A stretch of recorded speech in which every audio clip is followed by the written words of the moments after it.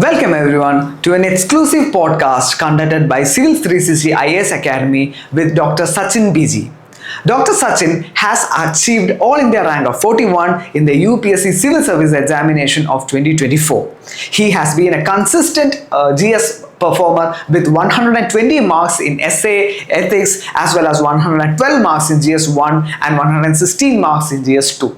So, in this podcast, he will be discussing how he converted all his knowledge into actual marks in the final exam. So, if you are actually stuck at that 90-100 range of marks in mains, this podcast is for you because this podcast will give you effective strategies so that you can convert the 90-100 to 120-130 marks so that you can get that top 50 rank in the UPSC exam. This podcast will be conducted by our sociology faculty and it will discuss in detail everything from the strategy from prelims, mains, everything, every strategy that Dr. Sachin has actually followed. It is a very real, very blunt and very effective podcast with replicable strategies that you can take into your own UPSC preparation. So let's get started. Hi bro, how are you? All good?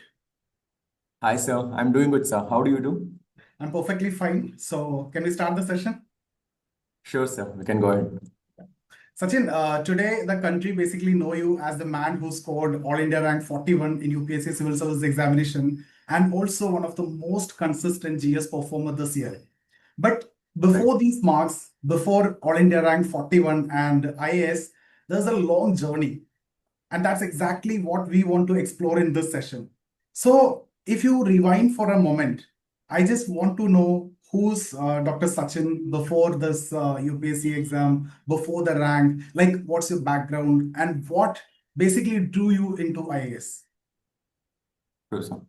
So starting with myself, Dr. Sachin, and I come from Kodiyal village of Karnataka. And I was a medical science graduate before jumping into civil service examination competition.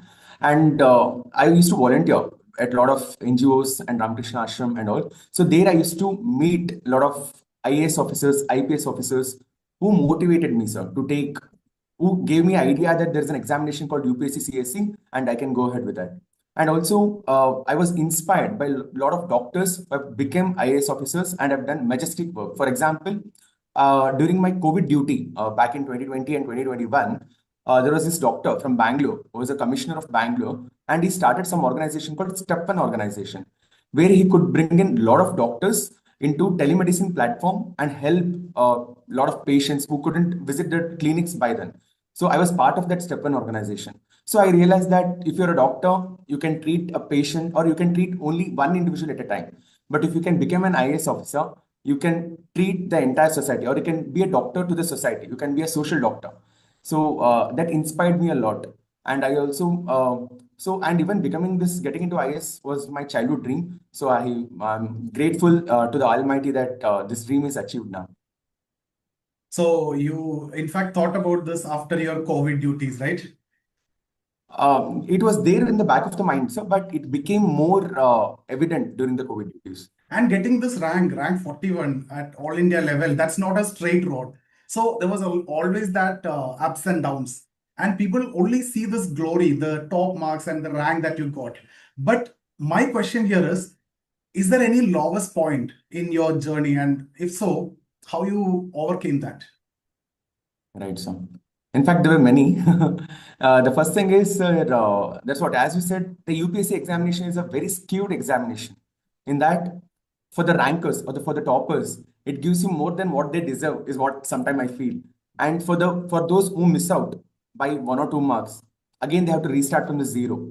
So I have my compassion towards those who have missed out, and I myself had missed out in the initial 3 attempts, and this was my 4th attempt. So as my 4 to 5 years of journey would say, there were a lot of low points.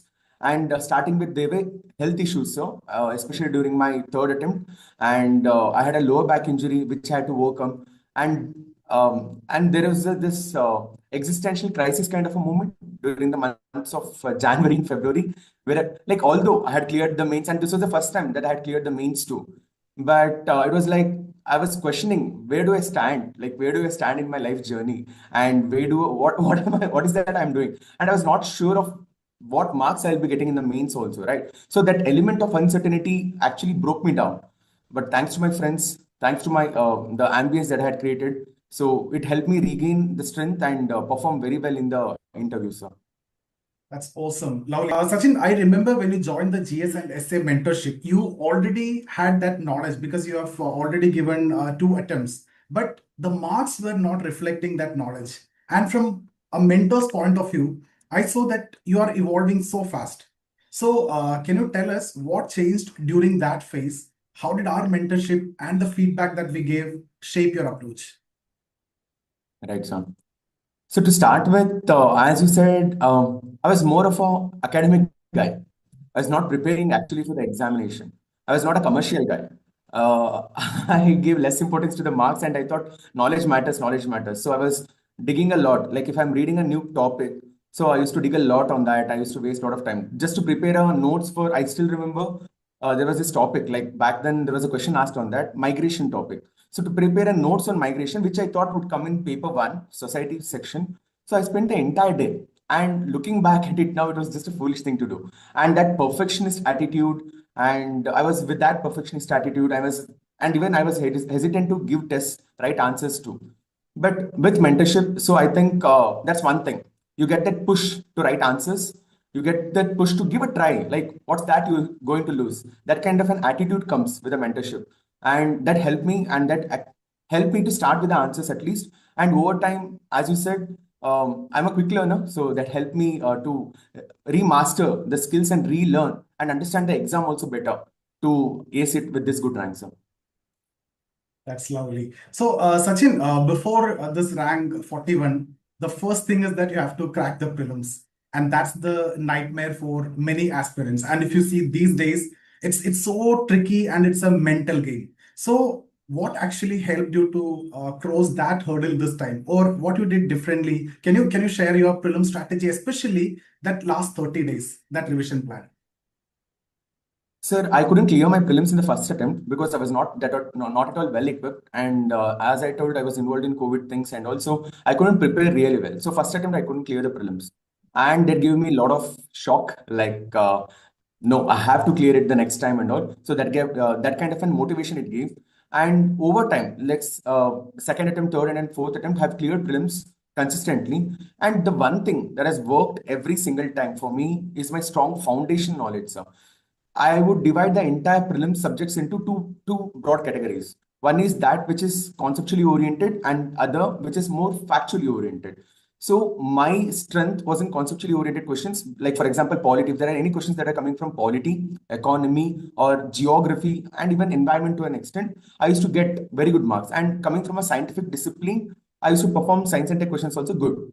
And for regarding the uncertain questions or the questions which were facts related and all, we can't really take control of those subjects, sir. That's my honest opinion also. For example, you can never say that you have mastered history because you are seeing the kind of questions they are asking. You can never say that you have mastered science and tech, even for that matter, because there might be some things which you might not be aware of.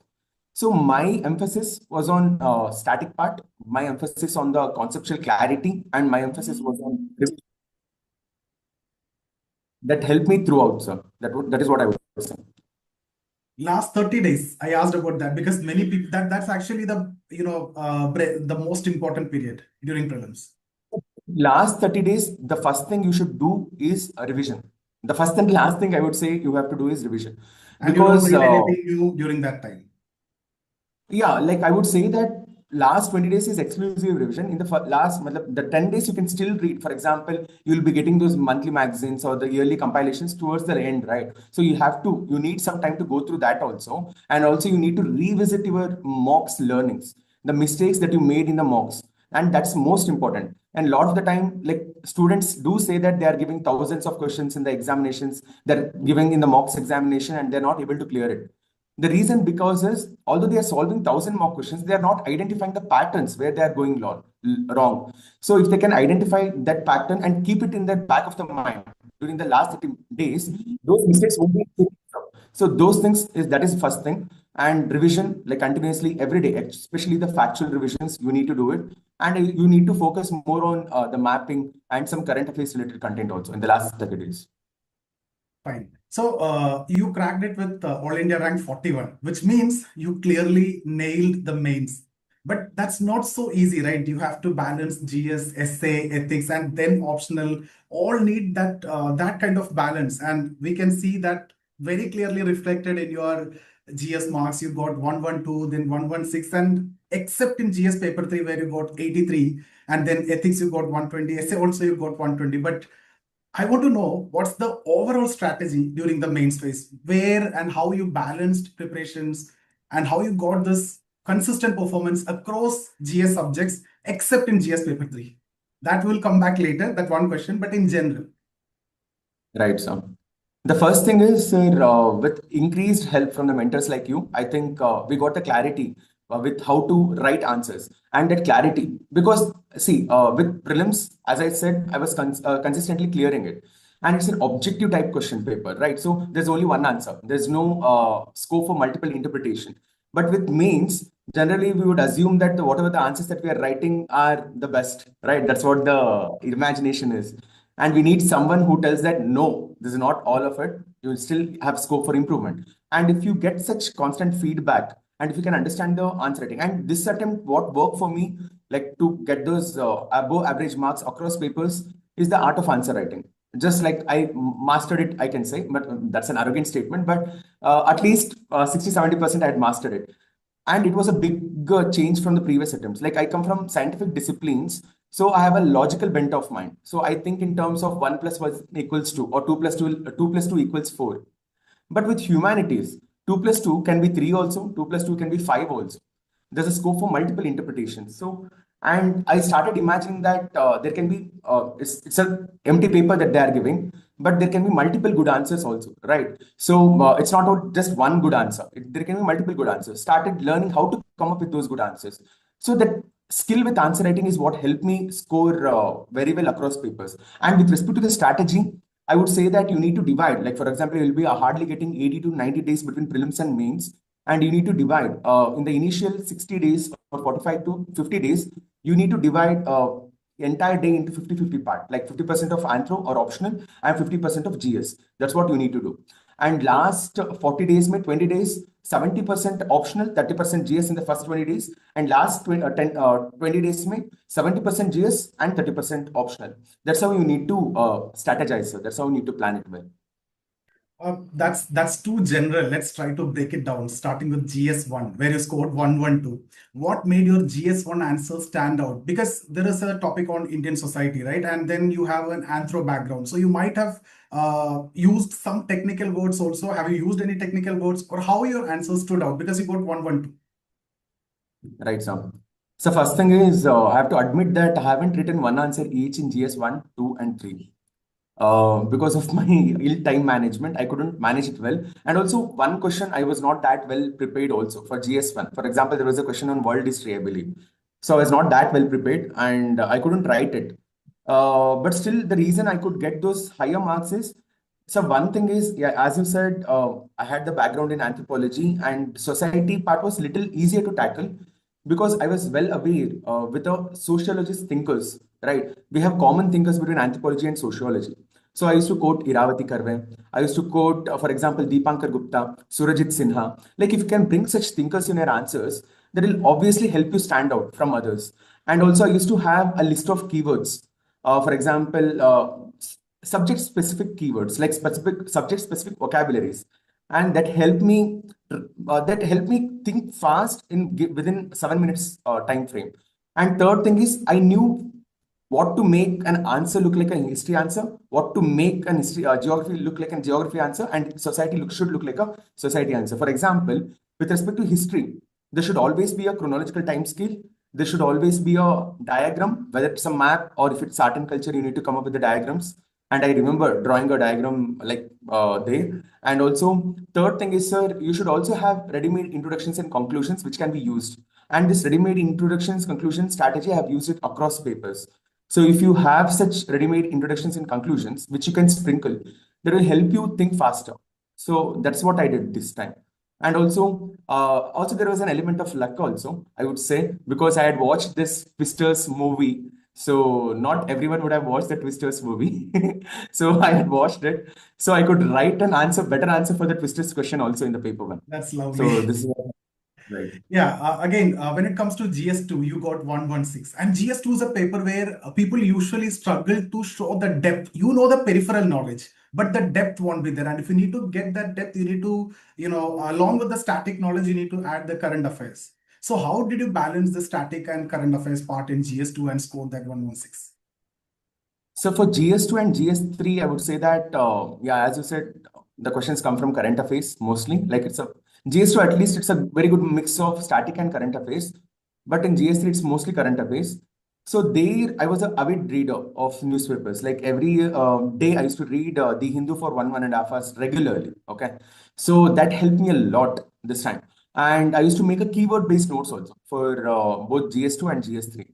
And with that, it was like I was automatically preparing for the questions. And if you look at the question papers this year, I would consider them more applied than the previous year, or it's more tough also. Like the mains, I would consider this time it was little tougher, and it was more on the application level. So, and that's where my strength also comes in. Like if they were asking much questions from the static part, I definitely know for sure that other person who has well read, memorized, and all would have performed better. But since it was applied questions, there were I can critically analyze well. I can write it. I can think quickly also within that 7 minutes time framework, and I could write well also. Matlab, I have this skill of lateral thinking also. So those things will help. So this time that notes making and also divide and notes making also, it's not like you are making a paragraph wise notes, like you're writing down everything. No, sir, not at all required. You just need to choose, like it's hardly one pager, not even a one pager. I would say some 50, 60 words you'll be noting from a given newspaper. That's all. So I think that helped me tackle all those GS2 questions this time, and consistent knowledge like across attempts, right? That helped me tackle the any static based questions also. So overall, it was a good mix of both static and GS knowledge that helped me. Okay, fine. So again, when we started with, I told you that you are a consistent GS performer this year for sure, except in GS paper 3, right? So of course, if you see GS paper 3 is very much unpredictable, but still you did better than many. 83 you got, right? Yes, What sir. do you think? What is the reason? What went wrong? Why there is a so much difference? 116, 120, 120, 112, but this one almost 30, 35 marks difference is there. What went wrong and what you could do differently and more efficiently to take that to also 100 level? Right. Sir, there is a relative marking also, and I Yes. do regret my GS3 marks. Like GS3, I would consider anything above 90 as a good marks, at least above Cost 95 as a benefit above average. analysis, the cost benefit Right, analysis, right. if you see the time and effort that you put in this and that, right? Not only that, like above average, what I'm trying to say here is, sir, you won't believe my friends or my peers used to say that I was writing very well GS3 answers than GS2 answers, in fact. So they were Even saying I that I have have a seen that. natural. Right, We right. can They discuss have that. a saying have a natural tendency to write economy answers very well, even address the agricultural answers. Like coming from a village background, I was able to understand the demand of the agriculture, and I used to write it very well. Like I used to write it with my heart. But again, the day's performance, I think, looking back at it, I think couple of questions. I was thinking I had missed out on one question, but there is a possibility that I might have not even written two questions. That is what is scary. Like that's what I'm thinking. Like one 10 marker and one 15 marker. So definitely that would have added to the lower marks. And second thing, sir, I think I was also very ill equipped with managing the time with respect to GS3, because the questions, for example, very new kind of a questions, right? And in some questions, I gave a lot of attention. For example, I remember there was a question on four great personalities who worked in the field of environment or something, right? So I had a very good knowledge. So I started writing a lot. And like when you make your answers very dense for few questions and you miss out, you'll be missing out on the quality aspects of the other questions. So I think that is what I made the mistake. And next time if I'm writing, I'll try to balance it out well. And also I'll try to manage the time well. That's what I would say, sir. Okay, fine. So you had the same issue in GS1 also. You said a couple of questions you missed out in GS1 also. Anyway, but here the impact was more. More impact was more. Yeah, Yeah. GS1, GS2 also I couldn't write one question each. But here I believe I have missed out on two questions, and also like not spreading across the quality aspect. That was a challenge. So, Sachin, let's talk about your ethics paper now. GS4 is very subjective, but it's a make or break one, right? But you have made it look very systematic, even though the paper is so subjective, and you scored 120, which is a big deal. So, can you share what was your ethics strategy? So with respect to ethics, I would say that first, again, I was able to understand the nuances between different ethical keywords. Like there's a fine difference between what is non-partisanship, impartiality. Generally, we miss out on such fine details, and that's one thing. Conceptual clarity, I could have it. And second thing is, and to be frank, I have a natural tendency with ethics also because I come from this philosophical background. I was reading a lot of spiritual books and all, so I was able to understand the demand of the question easily.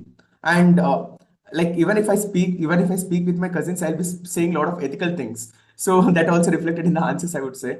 And I also had a very good content of value additions, like the thinkers, the quotes, the examples, the diagrams, all those things. And also I did write PYQ analysis this time, and that also helped me out in ethics. So again, we also had several sessions on ethics case study structuring. So can you share any unique case study or structure that you use to make your ethics answer more impactful from our mentorship sessions? Right, sir. So with ethics case study, the game here is to make it as diverse as possible. Like you might be aware of like the mistakes, right, that the students do. We'll be just writing that stakeholders diagram, then pros and cons, and we are done with case studies. That's not really the approach, I would say.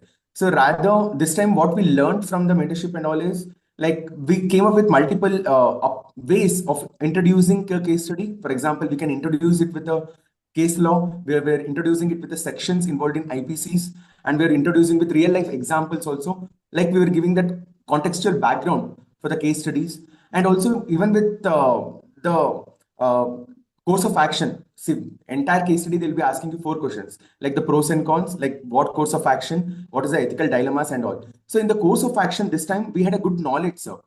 Like with your content and all, we could understand what can be done with respect to different case scenarios. And if you have a like if that knowledge is given before the exam, you can put it into words very easily. Otherwise, the time management is a big deal in ethics case study. If you don't have content, you can't really finish your paper, ethics paper. I could finish it only because I had the knowledge and I could write each case studies within those 15-20 minutes time frame. So I think the knowledge aspect of it helps this time. That's a really topmost mindset, actually. So I can feel that confidence. Sachin, coming to essay paper. So essay is a paper where many fail to cross that 100, but you scored 120 again in this paper also, and that's top class. So my question is, how did you approach essay this year? Right, sir. Sir, essay, I'm actually a little disappointed by essay scores, our essay performance, because I started, as I told you, if you remember, I started 9:50 at 9:50 a.m. instead of starting at 9 o'clock. Like the exam starts at 9 and we should finish it by 12, and I started at 9:50. And the reason being, I had a dilemma in choosing the topic in the section A part of it. My instinct was saying that I should go for that future and mind wala question, the topic. And whereas my feedback from the mentors and friends and all, they used to say that I write a very good abstract essay or philosophical essay. So I had the dilemma. So I had to sit and brainstorm there itself in the exam hall and choose between these two topics. And that took me 20 minutes, and like the time was gone. Like 9:45, I'm still not started. I still not started. And then I had to brainstorm and to see where all I can bring that good value additions. And then I finally ended up with writing happiness is the path. There is no path to happiness. Happiness is the path on that question. So that was a one mistake. And I feel where I could have, if I could have chosen one question instinctively and wrote upon it, I could have done better. But for with the things that have gone right, I would say that I've used very unique examples this time. Like I was not being cliche at all. Like I was not saying, I was not quoting Gandhi, I was not quoting Buddha, I was not quoting Ambedkar for everything. Like I started collecting value additions for example, recently there will be a lot of Padma awardees, Padma Bhushan awardees, Padma Vibhushan awardees and all. Like if you can go through their life itself is an anecdote, very interesting anecdote. And if you can use them in your essay, obviously it'll stand out. And also second thing is you should make it as interesting as possible. The only question you should be asking is for the every paragraph that they're writing, is there a wow? Matlab, is there a wow factor? Like, is it interesting? Like, and also, is it as diverse, ideally? Like, matlab, if you can quote both quantum physics on one hand and Vedanta philosophy on other hand, you stand out, right? So that diversity I could bring in. So these things help me score out well in essays. So again, Sachin, in our mentorship also, we discussed 10 different approaches when it comes to essay, from pastel to sustainable development goals, and chronological approach, value-based, and much more. So did you use any one of that, or which of these actually helped you to convert your knowledge, the one which we discussed now, to marks of that 120 range? Right. Sir, I would say that we shouldn't blindly use any frameworks per se. We should go beyond the frameworks like PESTEL, SDGs and all, because that's where the students make the mistake. And even the examiner is recognizing that. Like it's written on the paper, like you're stating from polity, you're stating from economy, society. It's very visible. So you shouldn't let know the secrets to the evaluator. Like you should let know the structure that you're following to the evaluator. And that's where we worked out. Like I remember like we used to discuss majorly on the flow of the essay. We were not focusing much on the frameworks per se. So we were focusing on what coherence was there in the essay. There should be a structure. Definitely, there should be a structure. There should be some introduction, body, conclusion. Yes, that IBC format should be followed. But beyond that, there is the flow. And also in giving out ideas, there should be some priority. Prioritization should be done in writing out the ideas also. You can't be mixing and writing the ideas. So that's what we worked out. And those brainstorming essay, sessions definitely helped out in arriving at better knowledge, sir. And that helped me convert whatever I had in my mind into answer, into marks. So you talked about coherence. In fact, normally if you see every student, they go with pastel approach, which is a safe approach and average mark is guaranteed. But we added something more and we focused a lot on coherence and connector. So since we discussed about coherence now, can you tell me how did you break that monotony and make your essay stand out? Sir, there was a method to the brainstorming. Matlab, even for brainstorming, I came up with a method. Matlab, even to think on different dimensions, even to decode a given topic, there are different ways. And I started inculcating that. And also doing those brainstorming sessions on a regular basis, it will also help you brainstorm better, think faster, and also apply faster. And that definitely helped. And regarding, for example, I would say that any given topic, sir, can be divided into, obviously you have 5W plus H questions, like why, where, what. Like this sounds very primary or very simple, but actually they are the fundamental questions, okay? The fundamental questions of existence, if I can say. So if you can use them, you can decode the syllabus topic well. And also you can look at the reverse, like you can play a Uno card on the topic itself. Like Uno card is like reverse card. Like if you can start thinking what would have happened if not. So such reverse thinking also will help you. So these way of thinking help me in coming up with the dimensions in writing the answers. And after coming up with the dimensions during the brainstorming thing, you need to order it well. That's where the structuring is. If you can order your brainstorming part, that will reflect in your answers also, sir. And it will reflect in your essay also.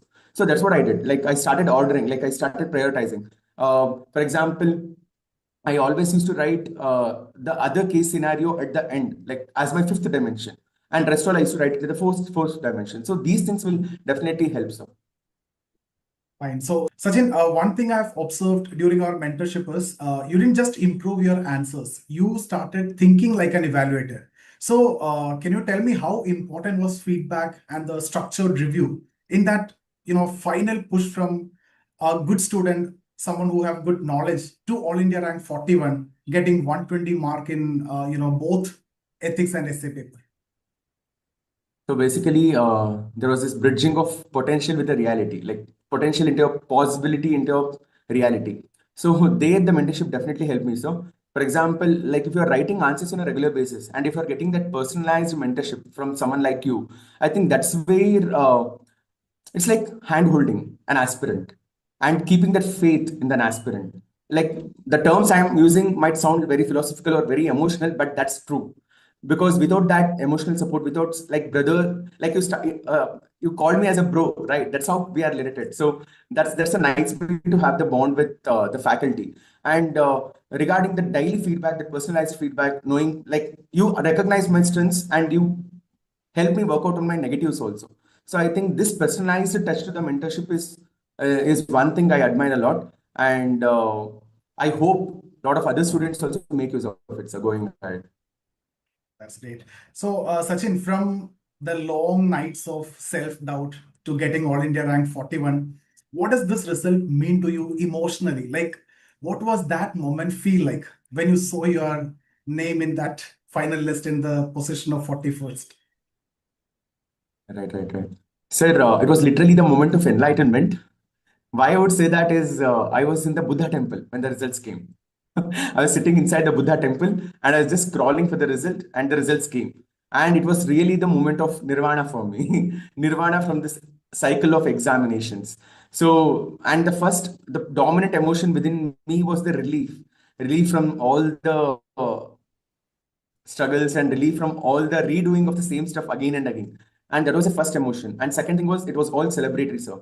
Parents cried, parents smiled, friends cried, friends smiled, and like it was very intense. And I was also filled with a lot of gratitude for my teachers, mentors, and friends who helped me sail through this examination. And it was finally like getting that social visa, like doing something in your life, right? That sense of accomplishment has now come.